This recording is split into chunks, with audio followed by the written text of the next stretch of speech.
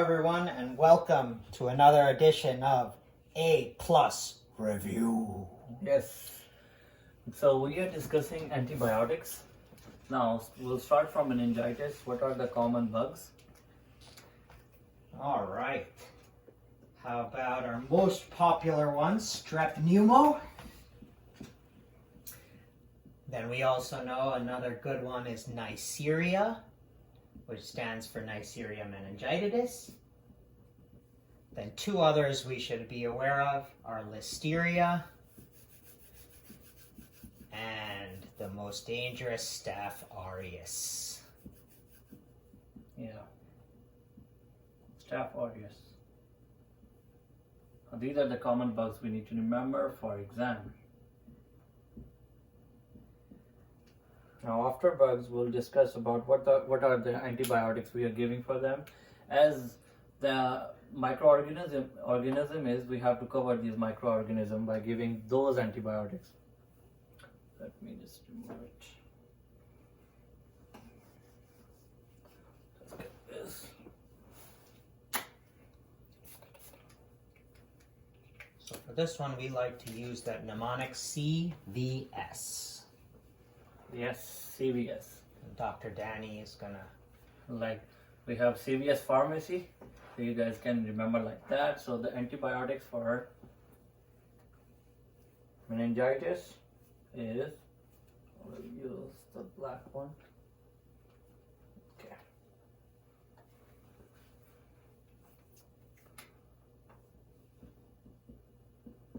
Antibiotics for meningitis, most common. We go with covering that microorganism by CVS, and you can just say A also at the end, plus minus. Now we'll see what are those. C for ceftriaxone,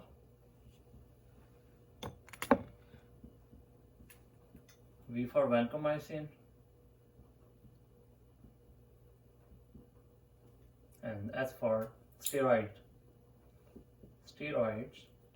to decrease the inflammation, because in meningitis you are having inflammation, so we use steroids. It could be dexamethasone.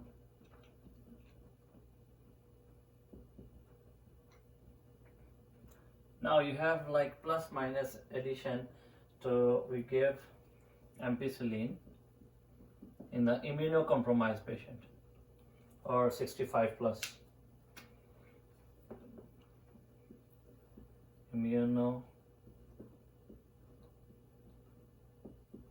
Compromised. Compromised.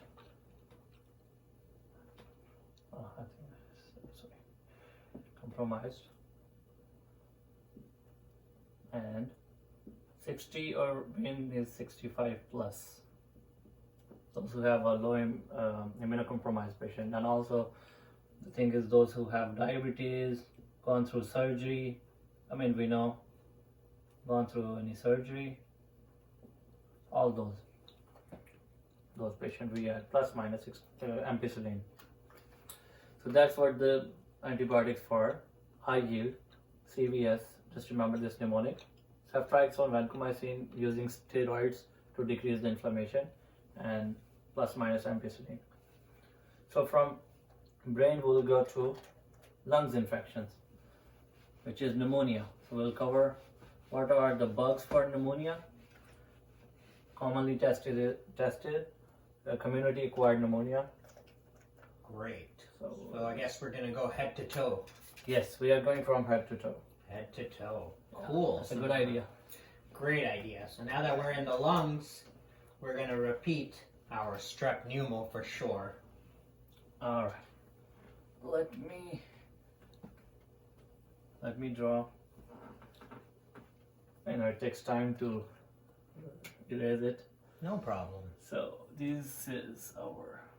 Give us time to come up with your answers. Yeah, thank you. So this is lungs. This is trachea. Okay. Just a rough diagram. I'm not really good at it, but I'm just trying. All right. So we have a pneumonia. This is most likely, which is community acquired pneumonia. what are the bugs. So first we will discuss what are the commonly tested bugs.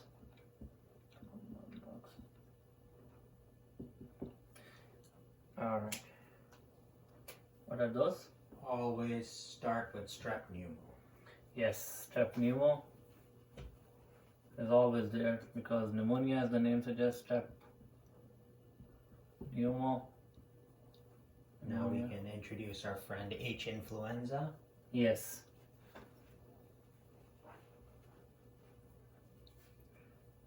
H. influenza. Then we can add our atypical friend mycoplasma. Yes. Can remember, like, atypical cause of pneumonia is mycoplasma, Legionella. And yes, finally our favorite silver friend Legionella. Legionella. Yes. So these are most high yield microorganism, common bugs, highly tested for USMLE exam. We know those. Anything we're missing? Oh, that so, sounds so far we good. so far so good. Yeah. So let me just write antibiotics. So we are covering the same causes. What are the causes leading to community-acquired pneumonia? So strep pneumo we are covering with, let's write the antibiotics. Antibiotics.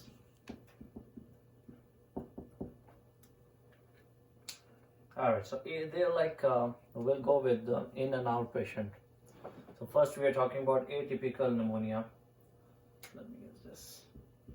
Atypical pneumonia, like as we said, mycoplasma, Legionella. So we are covering with macrolides, with azithromycin or Z-Pack.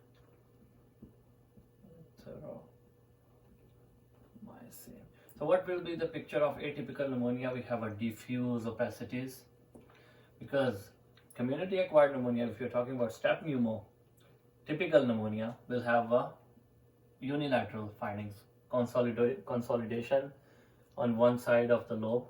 But in the case of atypical pneumonia, we have a bilateral infiltrates. So we are covering with macrolides. Now this is outpatient treatment. We are giving orally Z-Pack for 5 days, outpatient.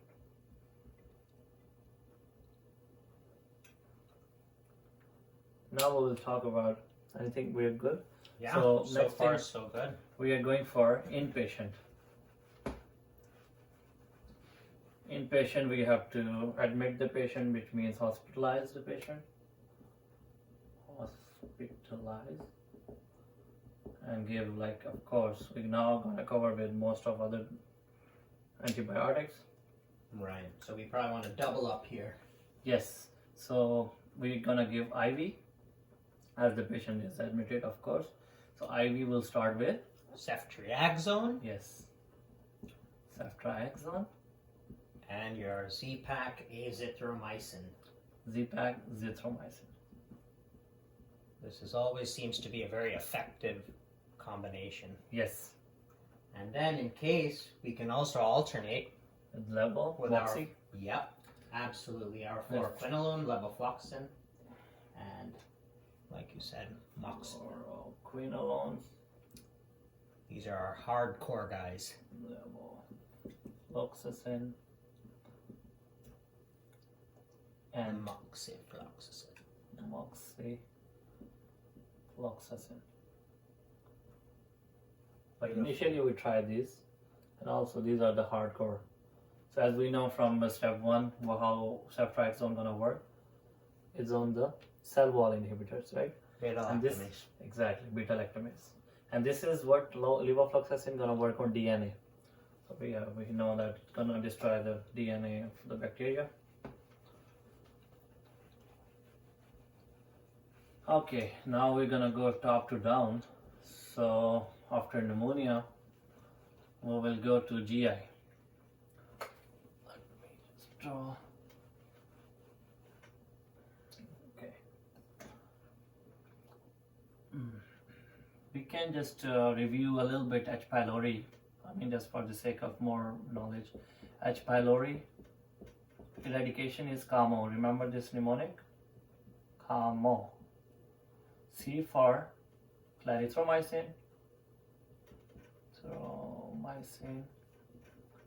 A for amoxicillin or ampicillin, M for metronidazole, O for omeprazole. So this is just extra thing. Now we will talk about GI, means after stomach we go for intestine.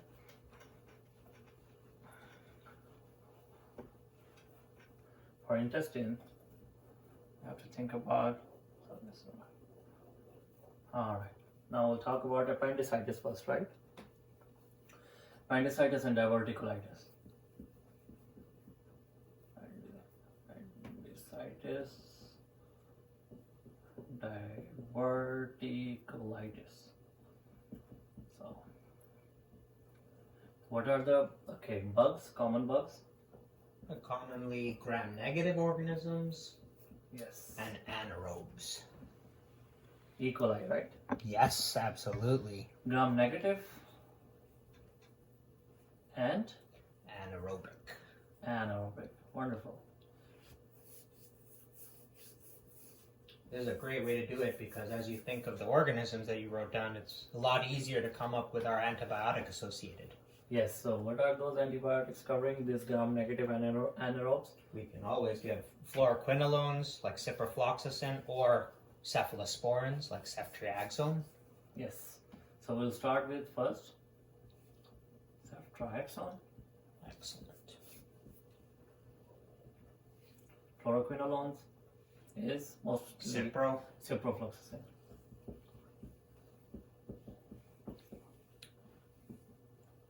And then to this we usually add. Metronidazole. That's perfect. Metronidazole.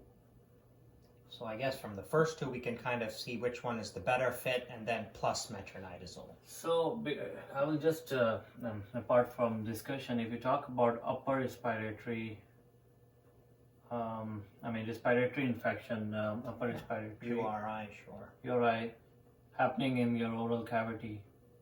Like if you just talk about umbilicus, above umbilicus you go for covering of anaerobes is clindamycin. Just remember this page will help us. Here we are treating with metronidazole, which is flagyl nidazole. Hope I'm not that far. Okay. So, appendicitis, diverticulitis. Now we'll go further down. We'll talk about pyelonephritis, cystitis.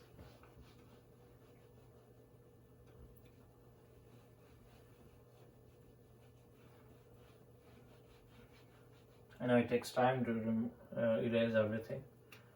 I'll be quick. Just spraying.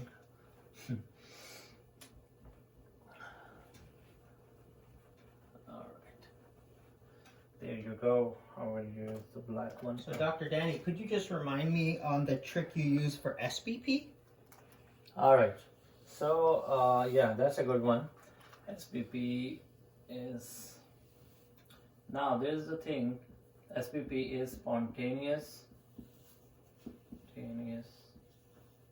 Thanks for adding that. Spontaneous bacterial peritonitis. Why it's happening? Because E. coli is coming acidic fluid and leading to peritonitis, which has been spontaneous bacteria is coming, and most likely E. coli peritonitis. So, what will be the common bug? As I said already, Gram-negative. E. We coli. don't have to say common bug here. It's just E. coli is most likely. E. coli and anything else? Gram-negative, I guess, is a good. Yeah, a good way to remember this gram-negative. But you're right. E. coli usually is the culprit. Yes. In such This cases. is gram-negative. Yeah. So what we have to treat with? They're like two different things for exam. Treatment is different and prophylaxis is different. So treatment is here is prophylaxis. So never, read the questions carefully and pay attention properly. Are they asking for the treatment or are they asking for the prophylaxis? So prophylaxis means in the question you will have a fever and patient having ascites, shifting dullness, and as soon as you see the fever, and if they are asking about which antibiotic will be prophylactic with, it is ciprofloxacin. Right. Cipro or norfloxacin. I mean, that's most likely norfloxacin, fluoroquinolones. Right. Long story short, norfloxacin. Now, also you have a choice. You can also add plus minus or just add extra is Bactrim, which is TMP SMX. Now, what is the treatment? Is favorite Yeah. ceftriaxone. Right This is yes. Ceftriaxone is high yield. You should know this. Or you have a choice cefotaxime. Just remember taxime. So this is the treatment. If in the question ceftriaxone is not there, cefotaxime is the answer, or vice versa. Just remember this. So this is good that you highlighted this point. Sure. Remember, your trick always helps me. So I would tell one more thing about SBP, which is like normally people always miss, that as soon as it depends on the question how they're asking. So what if they're asking